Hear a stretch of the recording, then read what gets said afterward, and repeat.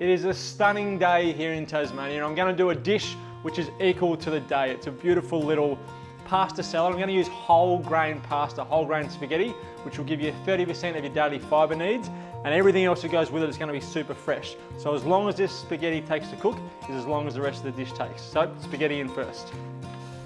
Pop it in, twist it so that it falls evenly like that. That way the spaghetti won't stick together and it will fall in evenly. So as that cooks, the spaghetti that's in the water will become more dense and it will drag the rest of the spaghetti in.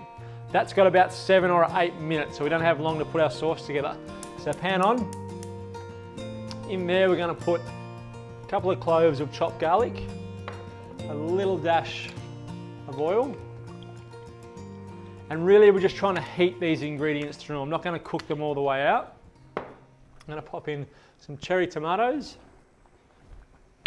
some capers, and I'm going to cook that until we get some heat in there, and then I'm going to throw in the other ingredients. Now, this is pretty much what was in my fridge. So with these sort of pastas, just look in your fridge, see what's fresh, see what you know is going to work together. Look for the things that we look for in dishes, so salt, sour, sweet, texture, that sort of stuff, and try and build a pasta from that. Lots of fresh herbs at the end.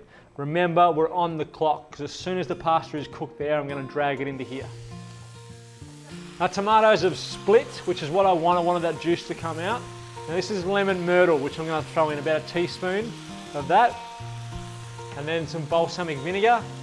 Balsamic vinegar, pasta, basil, tomatoes, all works really well. I'm just going to cook that out. Lemon myrtle is a native ingredient. It has a really nice lemon flavour to it, which is a little bit more subtle than lemon zest or lemon juice, which is why I wanted to use it in there. That is cooked. Grab my tongs and then take my pasta straight from here into there. I don't mind if I take a little bit of the pasta water with it. I'm going to give that a toss around to give it a coat of the sauce that we've produced with the balsamic vinegar, the juice that's come out of the tomatoes, and that is exactly what I wanted. So everything's really well coated. Now it's just time to plate it up. So I'll grab a bowl.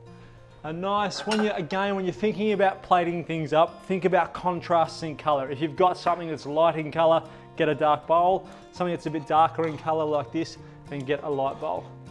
So, pasta into our bowl. So spin the bowl to try and get some height. Once you've got some height from your spaghetti, I'm going to take a little bit of basil and just tear and place.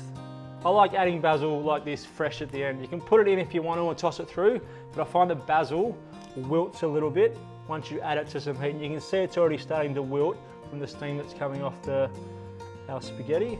Same with some parsley. So just Italian herbs. And then I'm going to finish with some Parmesan, which is about as Italian as it gets. So a microplane. Microplane's always best for Parmesan cheese, I find.